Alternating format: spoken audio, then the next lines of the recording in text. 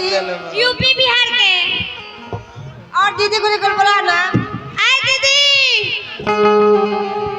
आय दीदी, हमनी के परसौनी गांव में ना बड़ी दरुआ बाड़ो। सही कहल बे दरुआ चलल हाउ। हां, दारू पी के बिछौना उछौना धांग देत रो ना दीदी। हारी हम सुले बानी नचलीवा कुली का बड़ी परेशान करत रो। आय दीदी, कारी हमनी चुपे चोरी जाइल जी नती हमियो के परेशान करे लगियो। आ सुन ना।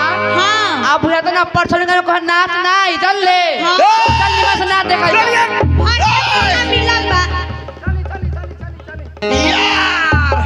यार हाय देखी त कथी महाराज देखी केतना नीमन नीमन मौगा बाड़ा सन पिटवाई में का महाराज रुगे कथी भई हई मौका हला सन हाय लड़की हली से महाराज नाच देखे आइल बड़ी सन।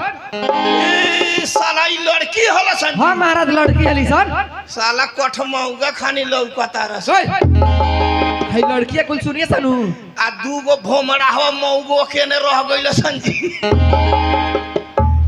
एक काम करी ना हां बोली मोबाइल अनले बानी हां लल्ले बनी ए यार तनी एके गो तनी छौड़ी कुल के फोटो ना खींच ली मार ओए हई गौवा के लगवा देखी नु मार के मुंह